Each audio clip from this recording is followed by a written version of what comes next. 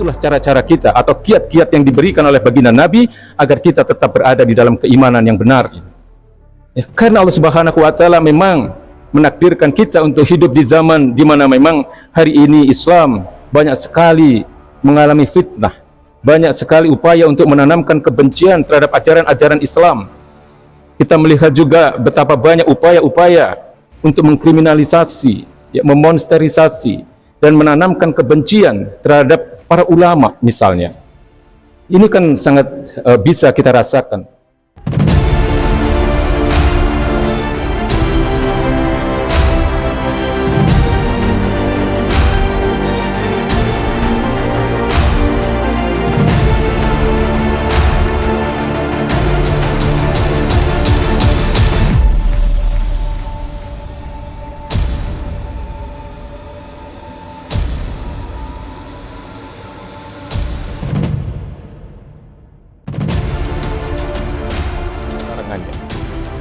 Hadirin ma'asyiral muslimin yang dimuliakan Allah Subhanahu wa taala.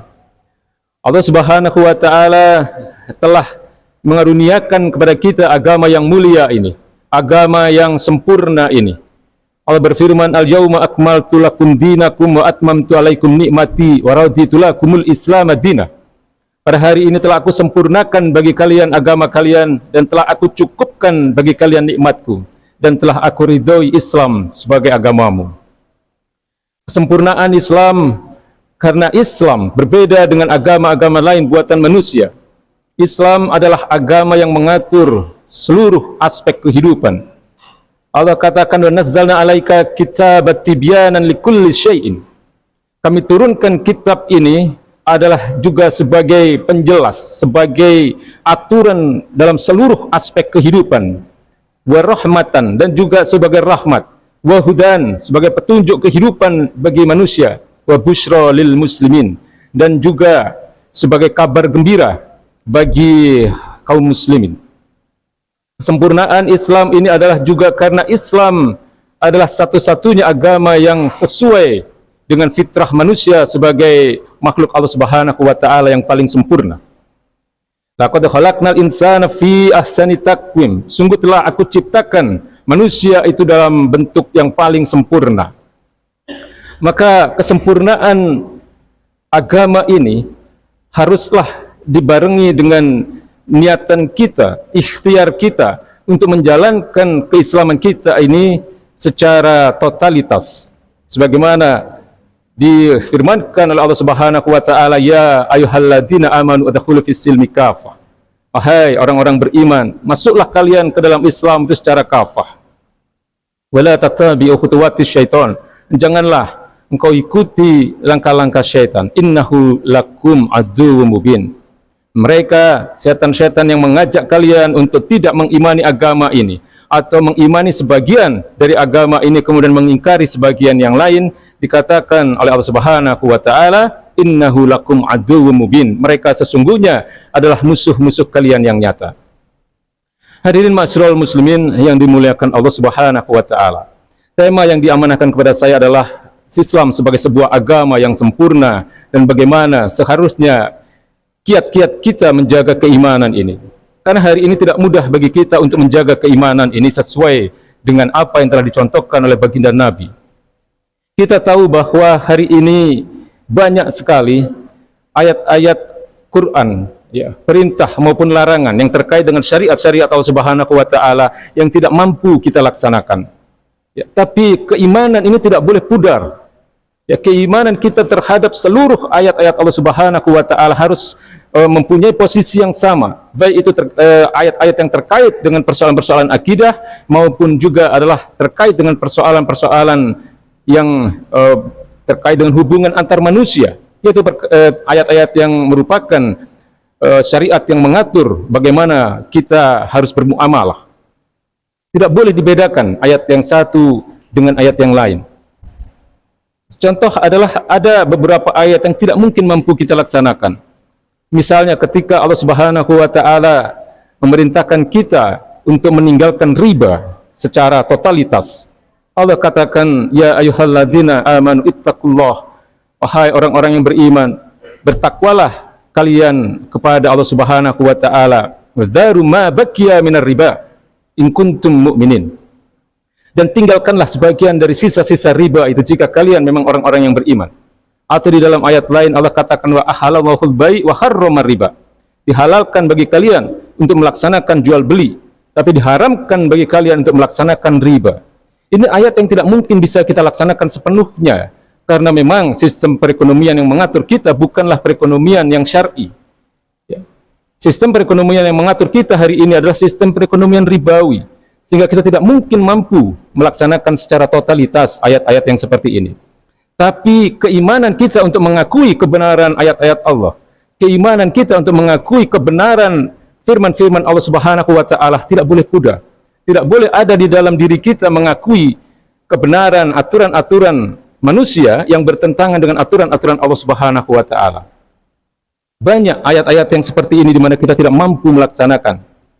Ayat kisos misalnya, ya ayyuhalladzina amanu kutiba alaikumul kisos. Wajib bagi kalian untuk melaksanakan kisos.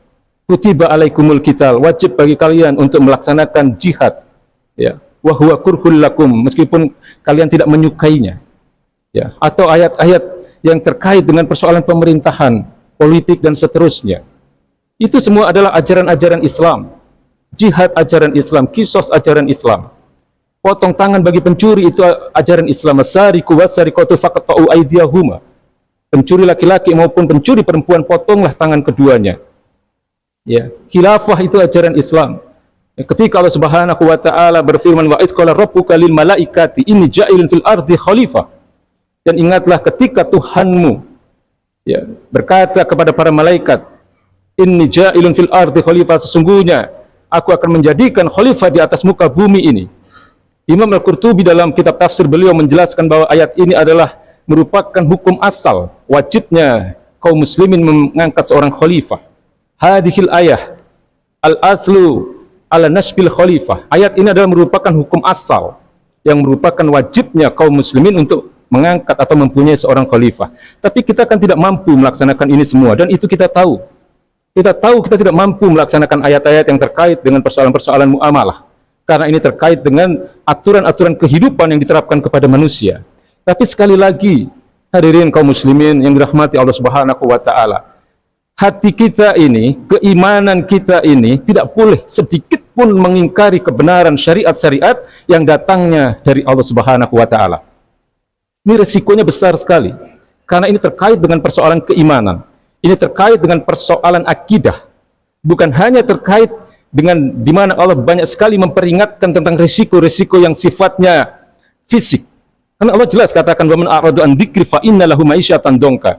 Barang siapa berpaling dari peringatanku, ya, maksudnya berpaling dari apa-apa yang menjadi ketetapan Allah Subhanahu wa taala, innallahu ma'isyatan dongka, maka baginya adalah penghidupan yang sempit.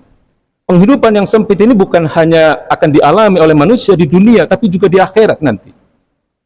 Ayat-ayat seperti ini mungkin jarang disampaikan oleh para ulama, para ustadz, para khotib, tapi kami harus sampaikan ayat-ayat ini. Ya, karena ini menjadi kewajiban bagi setiap pendakwah. Dakwah itu bukan menyampaikan apa yang diinginkan oleh manusia. Dakwah itu adalah menyampaikan apa yang harus mereka dengar, apa yang harus mereka ketahui.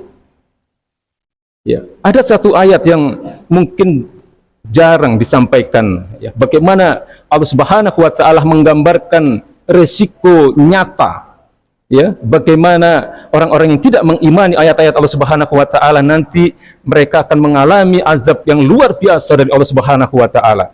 Allah katakan, innal ladzina kafaru bi ayatina saufa nuslihim nar.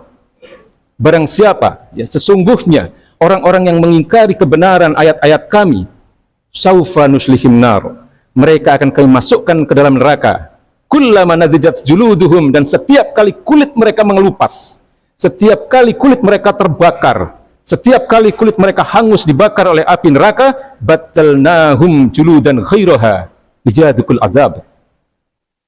Setiap kali kulit mereka hangus, setiap kali kulit mereka terkelupas, setiap kali kulit mereka terbakar oleh bakaran dari api neraka, kami akan ganti kulit-kulit mereka dengan kulit-kulit yang baru, liyadukul azab, agar mereka merasakan azab itu secara abadi, khalidina fiha, kekal di dalamnya. Ini kan ayat-ayat yang mungkin jarang disampaikan, Tapi ini harus kita sampaikan dan harus kita ketahui betapa besarnya resiko manusia yang mengingkari kebenaran ayat-ayat Allah Subhanahu wa taala. Bahkan Allah katakan innal ladzina kafaru min ahlil kitab wal musyrikina fi nari jahannam khalidina fiha.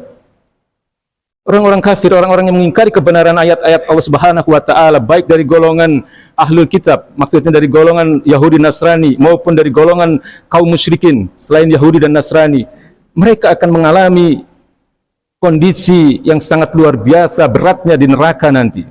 Khalidina fiha, kekal di dalamnya. Maka jangan sampai kita ini umat Islam yang mengaku beriman kepada Allah Subhanahu wa taala terjebak ya dalam apa yang kita sebut hari ini begitu banyak sekali invasi pemikiran, banyak sekali upaya-upaya untuk menanamkan kebencian terhadap syariat-syariat Allah Subhanahu wa taala yang mulia ini.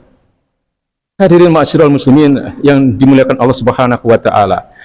Maka hari ini yang kita lakukan dan wajib untuk terus-menerus kita upayakan adalah bagaimana agar kita memperbaharui keimanan kita ini. Itulah kiat kita bagaimana menjaga keimanan kita ini. Baginda Nabi besar Muhammad SAW mengatakan jaddidu imanakum, perbaharuilah iman kalian. Kemudian seorang sahabat bertanya, wa kaifa nujaddidu imanana ya Rasulullah, dan bagaimana cara kami untuk memperbaharui keimanan kami itu? Baginda Nabi kemudian mengatakan aksiru min qauli la ilaha illallah, perbanyaklah kalian mengucapkan kalimat la ilaha illallah. Ini adalah gaya bahasa majazi di dalam ilmu balaghah. Ini adalah merupakan kiasan di mana disebutkan penjelasan tentang gaya bahasa seperti ini adalah dzikrul juz'i wa iradatil kulli, menyebutkan sebagian tetapi yang dimaksudkan adalah keseluruhan. Yang dimaksud oleh baginda Nabi ketika beliau mengatakan aksiru min qauli la ilaha illallah, perbanyaklah kalian mengucapkan kalimat la ilaha illallah, yang dimaksudkan oleh baginda Nabi adalah harus ada upaya kita untuk terus-menerus menyempurnakan keimanan kita ini.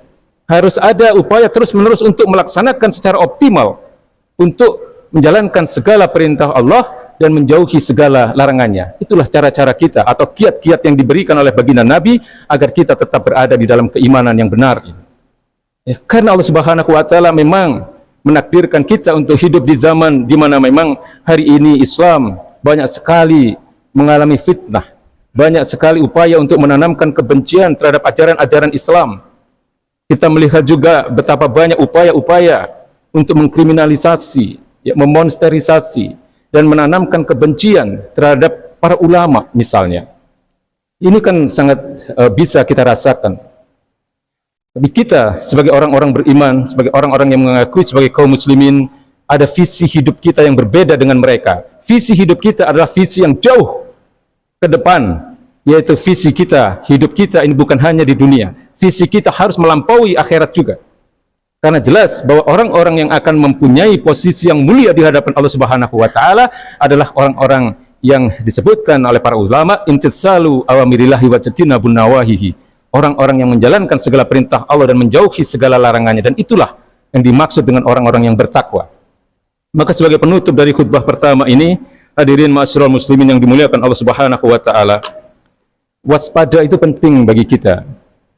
Ya, bahwa hari ini kita hidup di zaman di mana akidah Islam kita ini terus-menerus didangkalkan, disesatkan.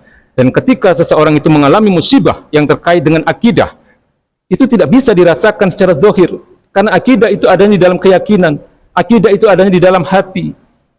Dan nanti di akhirat itu banyak sekali orang-orang yang di dunia mungkin mereka merasa Islam, ya, mereka merasa telah baik-baik saja dengan keimanannya, tapi di akhirat belum tentu mereka dihukumi Islam oleh Allah Subhanahu wa taala, belum tentu mereka akan diperlakukan sebagai kaum muslimin yang bertakwa kepada Allah Subhanahu wa taala. Ya, karena yang namanya riddah, yang namanya murtad itu bisa jadi dia bukan muncul hanya dari perbuatan. Bisa jadi dia bukan hanya muncul dari perkataan, tetapi ada yang disebut dengan riddah bil i'tiqadiyah, murtad karena keyakinan. Ada keyakinan-keyakinan yang ada di dalam dirinya yang tidak sesuai dengan akidah Islam. Ini bisa mengeluarkan seseorang dari Islam. Maka sekali lagi, dalam waktu yang sangat singkat ini, Al-Fakir mengingatkan dan menasihati khususnya bagi diri kami pribadi yang dhaif ini. Marilah kita senantiasa berupaya untuk menjaga keimanan kita, senantiasa memohon hidayah kepada Allah Subhanahu wa taala agar kita diberikan keselamatan dalam kehidupan ini, baik dalam kehidupan dunia maupun di akhirat kelak. Barakallahu li wa lakum fil Qur'anil azim.